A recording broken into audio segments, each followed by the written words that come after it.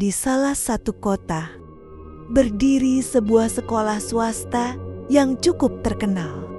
Sekolah ini memiliki bangunan tua bergaya Belanda. Pilar-pilar besar melengkung, jendela tinggi berkisi kayu, dan atap genteng merah tua khas bangunan kolonial. Meski usianya sudah puluhan tahun, bangunan itu terlihat terawat dengan sangat baik. Cat dindingnya berwarna krem lembut, berpadu dengan aksen abu-abu di bagian sudut dan list jendela, membuat kesan jadul namun tetap elegan. Setiap pagi, sinar matahari membuat warna krem itu memantulkan kilau hangat yang menenangkan. Para siswa sering berkata, sekolah ini seperti bangunan Eropa kecil di Jawa Timur.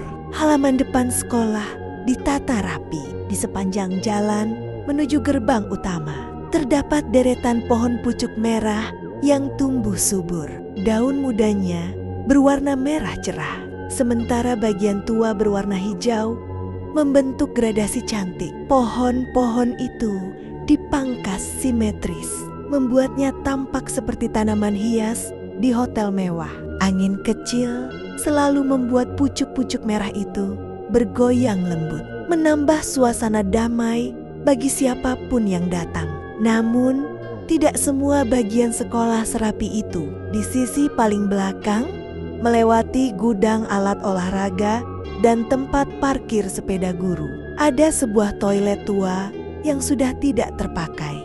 Bangunan kecil itu masih bergaya Belanda, tapi catnya kusam, sebagian mengelupas, dan sisinya sudah dipenuhi lumut hijau gelap. Jendelanya berdebu, kacanya retak di sudut, dan pintunya masih ada, namun menggantung seperti engselnya sudah hampir putus. Tidak ada yang berani mendekat. Tanah di sekitar toilet itu tidak dipasang paving, hanya tanah keras dengan sedikit rumput liar yang tumbuh. Pohon besar rindang menaungi area itu, membuatnya lembab dan gelap meski siang hari. Suasana di belakang toilet itu sangat kontras dengan area sekolah lainnya, sunyi, dingin, dan seperti terputus dari dunia luar.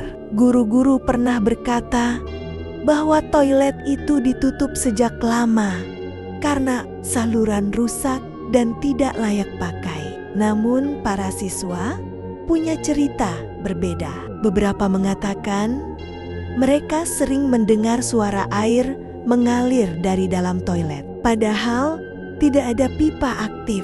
Ada juga yang mengaku melihat bayangan seseorang bergerak di balik jendela retaknya, dan beberapa petugas kebersihan bersumpah bahwa pintu toilet kadang terbuka sendiri saat malam ketika mereka lembur. Toilet yang sudah tidak terpakai itu menjadi satu-satunya bagian sekolah yang tidak pernah disentuh cat baru. Seolah-olah memang seharusnya dibiarkan begitu saja, seperti ada sesuatu di dalamnya yang tidak ingin diganggu. Pak Modin, pria parubaya berusia 43 tahun, sudah bekerja sebagai panbon atau tukang bersih-bersih sekolah selama hampir 10 tahun. Ia tinggal di sebuah desa kecil di pinggiran kota di Jawa Timur. Setiap hari ia datang pukul 5 pagi, membawa sapu lidi, lap kain, dan kebiasaan lama, bersiul pelan sebelum memulai pekerjaannya. Meski pekerjaannya melelahkan, ia selalu melakukannya dengan ikhlas, karena baginya sekolah ini sudah seperti rumah kedua. Hari itu berbeda. Setelah menyapu aula dan mengepel ruang guru, ia duduk sebentar di bangku dekat taman pucuk merah. Hembusan angin sore membuatnya mengantuk. Entah sejak kapan matanya terpejam, tapi ketika ia terbangun, langit sudah berubah jingga.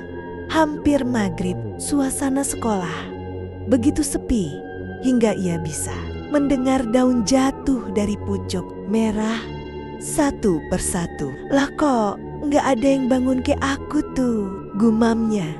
Kesal, dalam hati ia kesal karena biasanya guru atau penjaga sekolah akan memanggilnya jika ia ketiduran. Hari ini tidak ada seorang pun. Ia menghela napas panjang, meraih tas lusuhnya, lalu berjalan ke belakang toilet lama, tempat ia biasa menaruh sepeda bututnya. Setiap langkah menuju area itu membuat suasana terasa berbeda. Sisi sekolah yang ini memang jarang dilewati. Tidak ada kelas, tidak ada cahaya lampu sekolah, hanya bangunan toilet tua yang sudah lama dikunci dan dibiarkan kosong. Biasanya ada yang bangunin, katanya, menyengir sambil mengusap wajah. Bau tanah lembab mulai tercium, ciri khas area belakang sekolah itu. Namun ketika ia semakin dekat, ia merasa ada yang aneh. Biasanya angin sore membawa suara anak-anak bermain dari lapangan depan. Tapi kali ini tak ada, tidak ada apapun. Hening, sunyi, seolah-olah sekolah benar-benar ditinggalkan. Pak Modin menegakkan tubuhnya, mencoba membuang perasaan aneh yang tiba-tiba muncul. Toilet tua itu sudah terlihat di ujung pandangan. Pintu kayunya yang usang tampak sedikit terbuka. Padahal tadi pagi ia yakin benar pintu itu tertutup rapat. Ia berhenti. Ada sesuatu yang membuat bulu kuduknya meremang. Namun ia tetap melanjutkan langkah kecilnya. Pelan, hati-hati, dengan rasa penasaran yang mulai menusuk kepalanya. Pak Modin berjalan cepat menuju belakang toilet sambil mengusap muka. Masih mengantuk. Langit sudah memerah, tanda maghrib hanya tinggal hitungan menit. Begitu sampai di area belakang, ia melihat sepeda tuanya terparkir miring seperti biasa. Baru saja ia hendak meraih stang sepeda, suara azan maghrib terdengar dari masjid desa tak jauh dari sekolah. Melantun lembut, menggema ke seluruh area. Suara itu biasanya menenangkan. Namun entah mengapa, sore itu justru membuat bulu kuduknya meremang. Pelan, Pak Modin menoleh ke arah toilet tua yang sudah bertahun-tahun tidak digunakan. Pintu kayunya yang retak setengah terbuka, bergoyang tipis tertiup angin. Dan di sanalah ia melihatnya, sosok tinggi, sangat tinggi, berdiri di balik bayangan pintu toilet. Makhluk itu setidaknya 4 kali ukuran manusia. Tubuhnya besar, tegap, penuh dengan bulu gelap yang tampak bergetar halus oleh hembusan angin. Bahunya hampir menyentuh langit-langit toilet. Kepalanya menunduk sedikit, seolah terlalu tinggi untuk ruangan sempit itu. Lalu matanya 2 titik merah menyala, menatap lurus ke arah Pak Modin. Tanpa berkedip, Pak Modin membeku, jantungnya memukul dadanya keras. Begitu keras sampai telinganya berdenging. Nafasnya hilang, tenggorokannya kering dalam sekejap. Makhluk itu tidak bergerak. Namun sorot matanya seakan menembus. Pak Modin tersadar ketika pintu kayu toilet berderit pelan, seperti ada yang mendorongnya dari dalam. Tanpa berpikir panjang, ia lari secepat mungkin, meninggalkan sepeda tuanya. Langkahnya kacau, hampir tersandung akar pohon. Ia mencoba berteriak, memanggil penjaga sekolah. Namun suaranya seperti hilang ditelan udara sore yang sunyi. Tak ada yang menjawab, tak ada yang muncul. Tak ada yang muncul, hanya gema azan yang masih terdengar jauh dan bayangan makhluk itu yang masih tergambar jelas di benaknya. Meski ia tidak berani menoleh lagi, Pak Modin terus berlari tanpa menoleh lagi ke belakang. Nafasnya memburu, dadanya terasa panas. Langkah kakinya serasa mau copot. Begitu berhasil keluar dari area belakang sekolah dan melihat gerbang depan, barulah ia sedikit lega. Cahaya lampu jalan tampak bersinar hangat, seakan menyambutnya kembali ke dunia ramai yang aman. Di seberang jalan, warung nasi pecel Busum terlihat ramai. Asap tempe goreng mengepul. Suara orang makan dan bercanda bercampur jadi satu. Aroma sambal pecel yang khas langsung memenuhi hidungnya. Aroma yang selalu membuat perutnya berbunyi. Orang-orang yang sedang makan langsung menoleh ketika melihat Pak Modin datang dengan wajah pucat, rambut acak-acakan, dan nafas ngos-ngosan seperti habis dikejar anjing sekampung. Loh Pak Modin, dari mana? Kenapa kok lari-lari? Tanya salah satu bapak yang sedang melahap peyek. Tanpa menjawab, Pak Modin langsung duduk di bangku kayu warung. Ia menunduk, menahan napas yang masih memburu. Bu Som keluar sambil membawa pincuk baru. Masya Allah, Pak Modin kayak lihat setan aja. Sambil tersenyum, Pak Modin mengangkat wajah perlahan. Matanya masih membesar.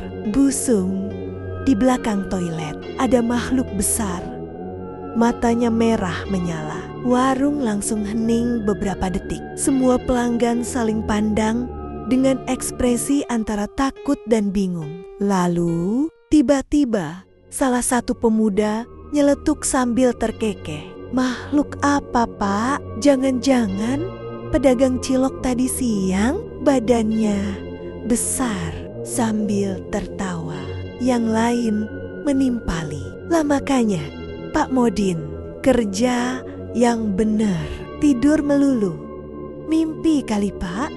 Mimpi. Seketika warung pecel pecah oleh tawa. Ada yang tepuk meja, ada yang sampai keluar air mata karena terlalu geli. Sementara itu, wajah Pak Modin memerah seketika. Bukan karena marah, tapi karena malu setengah mati. Ia hanya bisa menunduk, mengusap keringat di dahinya, dan berusaha menyembunyikan pipinya yang panas. Aku ini ngomong bener loh, gumam Pak Modin pelan. Tapi tawa semua orang sudah menutupi suaranya. Busum menepuk bahunya pelan. Sudah Pak, sini tak bikinin pecel dulu, biar ndak mikir macem-macem. Pak Modin akhirnya tersenyum malu-malu. Dan sementara suara tawa masih terdengar, ia hanya bisa menghela napas panjang. Entah apa yang ia lihat di belakang toilet tua itu. Yang jelas, tidak ada satupun orang di warung yang percaya